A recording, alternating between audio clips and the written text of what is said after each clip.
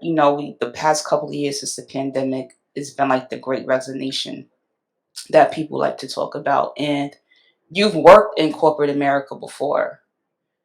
So my question for you was, how do you transition from corporate America to saying I'm a bet on myself and go full time? What was that process like? Because people are listening and they want to come to like, how should we become entrepreneurs? So can you tell us about that? I love it. And yeah, I have definitely transitioned a lot. Hey, Candid. Hey, to your crew, to everybody who's watching. I'm Amber, the Flow Coach. And yes, talking about change, transition, pivoting, you got the right guest for that because I have definitely done a lot of it. So I'm happy to talk about the different phases of that. But I'll say that I always say, like, and it's Sunday, right? We're recording on a Sunday. So I just got off my church service. And it's funny because they were Wow. talking about divine substance and manifestation. And I was thinking about that and like how it applies in my life. And to transition, the thought was just a bit of divine substance. It started out as just a thought, and then I moved on it, and I wrote it down. I started creating affirmations around it. I started feeling out, what does that look like? I started creating a vision of what's next for me, and then I started to lean into it. I think that, like, I'm the flow coach, and you'll hear a lot of flow in the things that I talk about because I recognize that when I was getting resistance to where I was, that was a sign that it was time to transition. When I started bumping up against a wall, I was like, yeah, no, this ain't it. And so I'm like, okay, how do I keep my energy flowing? How do I keep going and moving and feeling good every day in what I'm doing? What does that look like?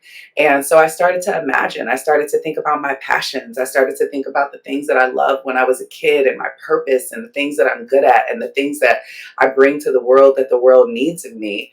And I was like, what is that? How do I combine all of that? What does that look like? So at the time, I've moved in and out of corporate America and entrepreneurship. It wasn't like I just cut um, corporate America off and I was like, boom, I'm out. I was like, okay, wait a minute. Let me start my business on the side.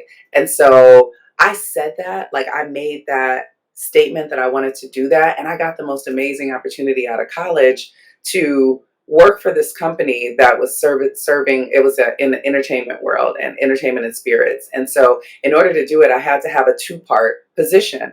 Part of it, I worked and I was corporate and I was an employee. But the other part, I was the local area manager, events manager, and I had to start a company to do that. And so it was such Wow. like divine order in that I got my first client and was paid with my first client off that because like I had to start the company in order to service that other part of the business. So I've been able to have that my foot in entrepreneurship even since this was straight out of college, even since the beginning of my career.